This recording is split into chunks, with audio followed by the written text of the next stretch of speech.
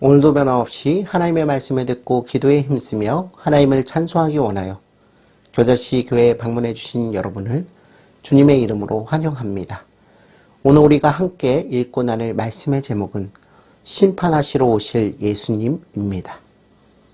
이제 우리 다 함께 베드로후서 3장 1절로 5절 말씀을 찾아보겠습니다. 베드로후서 3장 1절로 5절 말씀은 신약성경 386페이지 즈음에 나와 있습니다. 다 찾으신 줄로 믿고 제가 하나님의 말씀을 봉독합니다. 사랑하는 자들아, 내가 이제 이 둘째 편지를 너희에게 쓰노니 이 두 편지로 너희의 진실한 마음을 일깨어 생각나게 하여 곧 거룩한 선지자들이 예언한 말씀과 주되신 구주께서 너희의 사도들로 말미암아 명하신 것을 기억하게 하려 하노라. 먼저 이것을 알지니 말세에 조롱하는 자들이 와서 자기의 정욕을 따라 행하며 조롱하여 이르되 주께서 강림하신다는 약속이 어디 있느냐? 조상들이 잔 후로부터 만물이 처음 창조될 때 같이 그냥 있다 하니 이는 하늘이 옛적부터 있는 것과 땅이 물에서 나와 물로 성립된 것도 하나님의 말씀으로 된 것을 그들이 일부러 잊으려 함이로다. 아멘. 사랑하는 성도 여러분, 지금 예수님께서는 어디에 계십니까? 네, 그렇습니다. 예수님께서는 지금 하늘에 계십니다. 예수님께서는 하늘에서 온 우주를 다스리시며 특별히 교회의 머리로서 몸된 교회를 돌보시고 계십니다. 그러면 여러분, 예수님께서는 앞으로도 쭉 하늘에만 계실까요? 네, 그것은 그렇지 않습니다. 예수님께서는 세상에 다시 오실 것입니다. 그렇다면 여러분, 예수님께서 이 세상에 다시 오시는 목적은 무엇입니까? 네, 그것은 산자와 죽은 자 모두를 심판하시기 위해 오십니다. 성도 여러분, 우리는 지금까지 예수님의 탄생과 고난, 십자가의 죽으심과 부활, 승천, 하나님의 보좌 우편에 앉아 계심에 대해서 알아보았습니다. 그런데 여러분, 아직 예수님의 일이 끝난 것이 아닙니다. 예수님의 일은 지금도 계속되고 있지만 마지막 하나 남은 일이 있습니다.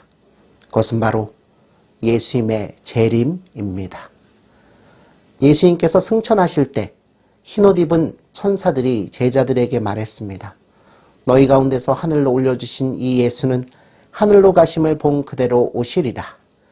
예수께서는 승천하실 때에는 하늘아버지께서 올려주셔야 했지만 다시 오실 때는 스스로 오십니다. 왜냐하면 성부 하나님께서는 성자 하나님이신 예수님께 모든 권세를 주셨기 때문입니다.